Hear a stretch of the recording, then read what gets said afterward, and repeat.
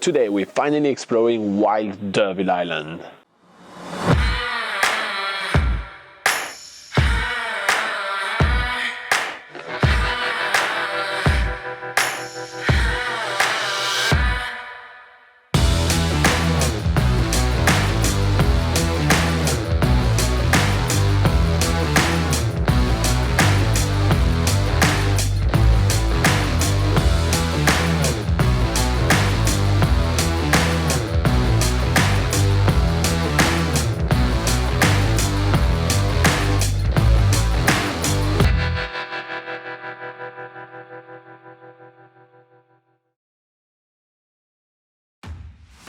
This morning we are waking up on the beautiful Derville Island Wilderness Resort. And as soon as we walk out of our cabin, we see loads of birds, including the tourist's kiwi, i.e. the weka. The weka is a pretty common bird in New Zealand, but tour guides think it's hilarious to say it is a kiwi bird. And all the tourists take photos of them. But the weka bird is not grazing by itself. There is also a handful of chickens which are providing eggs for the Derville Island Wilderness Resort. And on top, high up in the trees, are a ton of different birds, including tuis, bellbirds, and a lot of other species.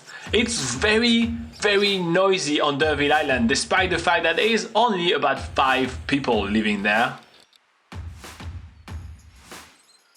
Wildlife usually thrive on New Zealand islands because they tend to be pest-free, meaning that there's less competition for food.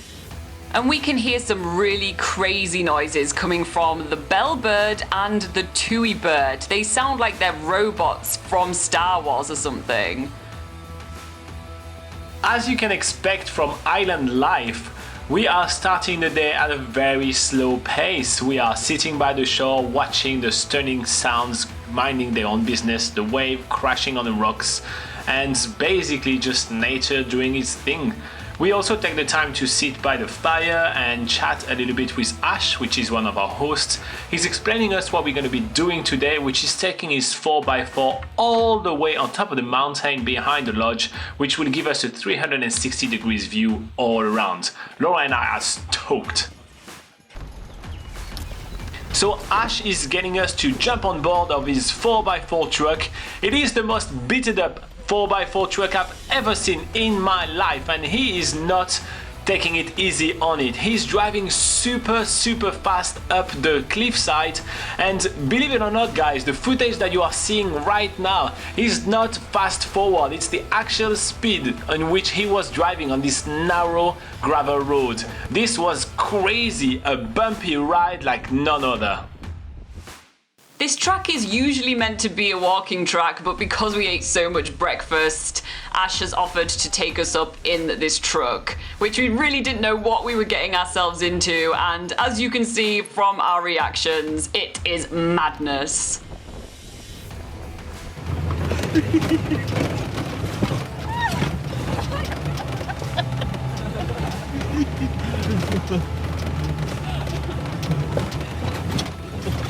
Jesus, how is this car still going? As we are getting higher on the mountain, the views are getting grander and grander. And finally we arrive at the viewpoint, which is amazing. The views around us are awesome. We can see the vegetation surrounding us of Derville Island, and then out in the distance we can see the South Island, where we were only just yesterday on French Pass and the Marlborough Sounds. Ash tells us that on a clear day, views from up here go as far as the North Island. It comes to no surprise that the car needs a few touch-ups before we make our way back down the mountain.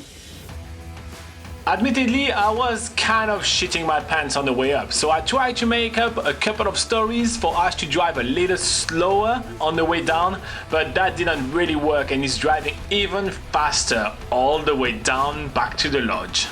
Ash even tells us that because back in the days he used to race cars, he's usually driving even faster on this road and often taking some air, which I want to be no part of. It's just as crazy on the way down as it was on the way back up. And I'm just laughing and bouncing around in the back. Robin is nervous as hell while Ash is...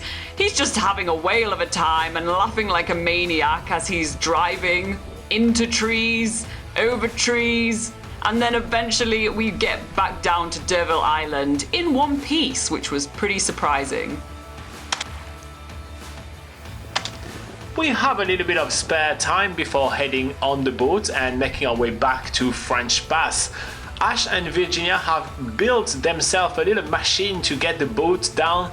I guess that when you are only 2 or 3 people on the island, you need a lot of help to make sure that you can do everything that needs to be done there. So they are bringing the boat up to the pier, we are boarding, putting on all our bags, and we are off toward French Pass. But we have a couple of stops before being back on dry land. Since we got a little bit of practice yesterday, we are going off fishing again to see who can get the biggest blue cod this time. Again, it's a bit of a battle with these guys. It's a bit of a battle to get this fish in. Unfortunately, I lose my fish, but it looks like Robin has a whopper. Finally, he gets it out and he catches the biggest fish.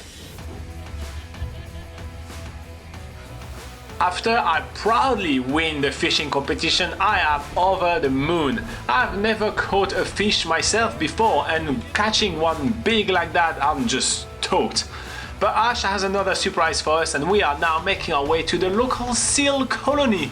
They are so cute. There are a couple of really cute New Zealand fur seals chilling out on the rocks. From there, we are making our way to the famous French Pass whirlpools.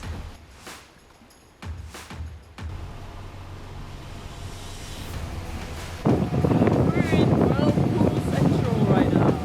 We're gonna get swallowed up by the Kraken. This is such a surreal place. Although we're in the middle of the ocean, there is a current as if we were in the river. We're almost whitewater rafting in a fishing boat right now.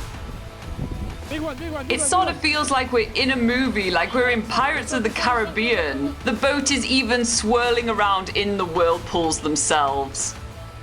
The water's trying to come through here. If you tip a litre of water in a funnel, Yeah. a litre of water doesn't come out the bottom.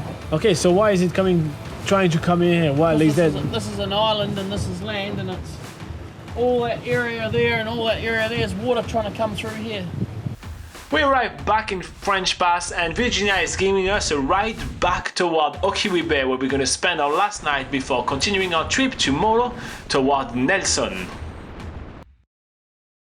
While Ash is telling a story, I'm devising strategies right here. The first strategy is going to be to delay as much as possible getting back into the car. So I'm asking him more questions about the views and all of that, and making sure that we are really, really late.